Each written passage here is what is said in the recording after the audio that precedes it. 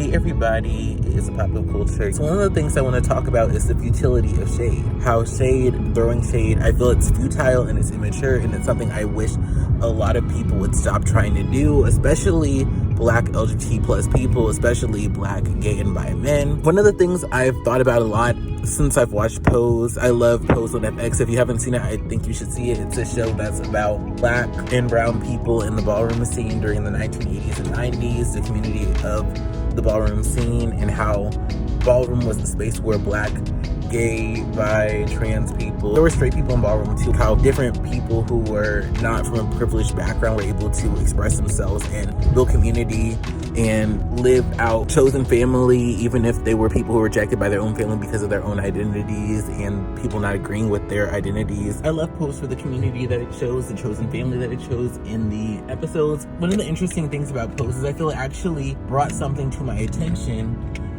and made something very clear to me: the futility of shade. There were a lot of moments in the show where people with more privilege and power in society would say things transphobic and or racist to Elektra. And Elektra would always have a witty reply to throw back at the person, where she would read them to the ground. Her witty replies would be something fun to listen to, and you would think, ooh, Elektra really got them this time. But after you watch enough of the reads, you realize, hey, that white Karen that just read her, she has more privilege in society, and she has more privilege in society than Elektra probably will ever have as a Black trans woman. So even though it's nice to see Elektra read the privileged Karen who is being transphobic and racist to her, it always came off as a hollow win to me, because at the end of the day, the Karen will always be somebody who has more protection, who is more safe in the society, who is allowed to exist more freely in society. So that's one of the issues I have with shade. One of the issues I have with the culture of shade is it's futile.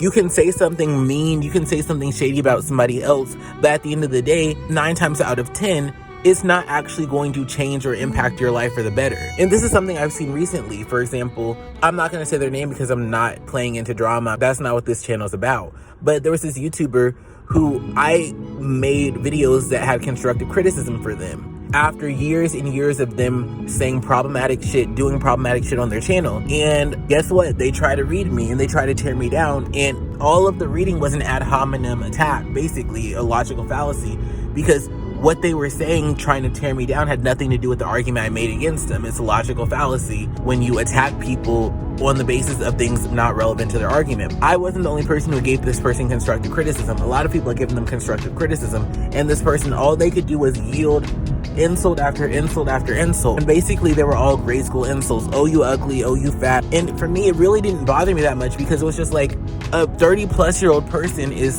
throwing insults at people because they gave them constructive criticism. And that's the fault of shade. I think shade gives people this false sense of power. Saying something shady makes you feel like you are the smartest, most powerful person in the room. And the problem of shade is, I think some people, they get so used to saying shady things and getting positive feedback for those shady things that they say, that they don't realize that that's not real power. Anybody can say something negative that tears somebody down, but not everybody can actually do the work to achieve their goals and to win in society when it comes to fulfilling their self-defined purpose.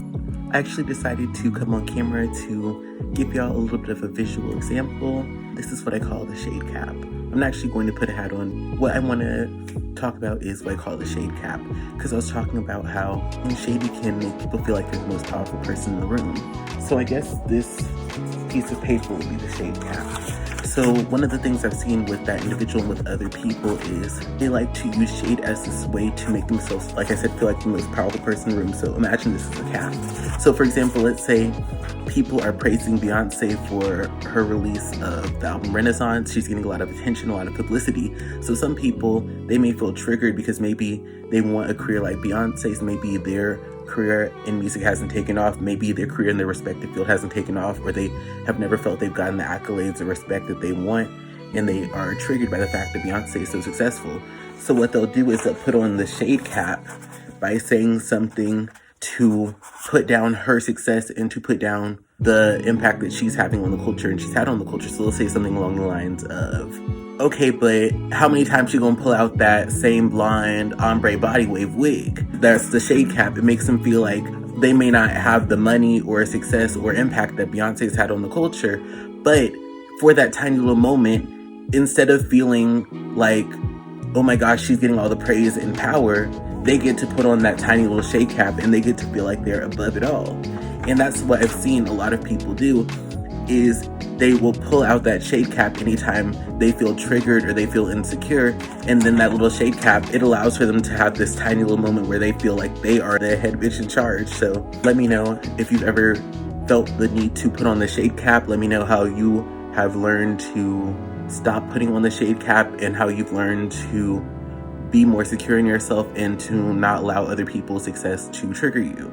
That's the thing I've realized, kind of like that content creator whose name won't be mentioned. There are a lot of people out there who, they're not living in their self-defined purpose. They're not moving forward in life. They're not progressing. But they can say something to knock you down or put you down a little bit to make you feel bad about yourself, or to try to attempt to make you feel bad about yourself.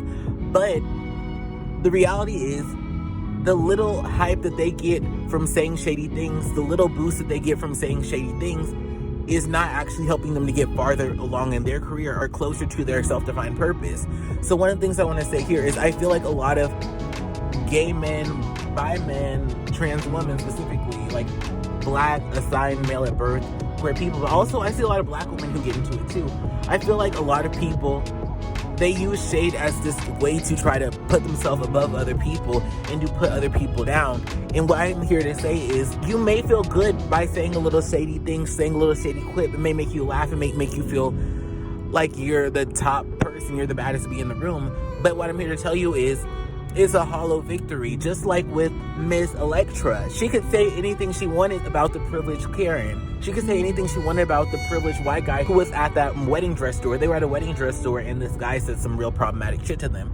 And she read him down, she read the Karen down. But at the end of the day, those people still had more systemic power than her. They had more privilege than her, and that's how it will remain. A lot of times people, they'll read people and they'll try to put people down, but it doesn't necessarily change how things are. So I just want people to realize, shade may make you feel powerful, but that's not true power. True power is being an emotionally mature adult, not allowing things to trigger you to the point where you are acting out of your character.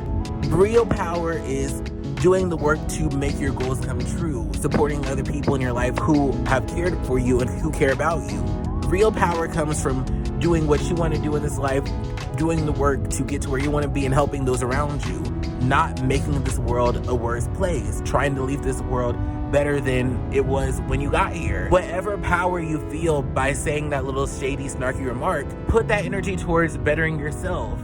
Or if you can't put the energy towards bettering yourself, just don't put out that negative vibe. People in the LGBT+ community and people who engage with people who are in the LGBT+ community, we have to stop glorifying shade. We love to say, oh, you ate her up, oh, she read you down to that. Sometimes it's a fun kiki, but I feel like sometimes it really is people out here trying to tear other people down because they don't have shit going on for themselves, or they don't believe they can make it, or they don't believe that they can do what they want to do.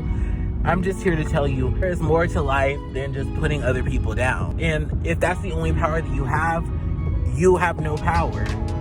And you've surrendered your power to the world by believing that that's the only power that you can wield. Wield your power in self-love. Wield your power in working towards your goals and aspirations. Anything but just tearing other people down. Thanks for watching. Like this video if you like this video. Let me know if you agree or disagree with the points I made in the comments below. If you enjoyed this content, definitely like, comment, subscribe, and share. That way, even if YouTube isn't pushing my content, those who resonate with it are sharing it so it can connect with others who would enjoy it. Those are some easy, free ways to support a pop of culture. If you want to support this show financially, feel free to send a tip to my Cash App or buy me a cup of coffee. Both are linked below. All who donate will be featured in the credits of my long-form commentary and cover videos. There are 2 playlists that are going to pop up, one where you can binge watch my covers and one where you can binge watch my commentary. Enjoy. Bye-bye.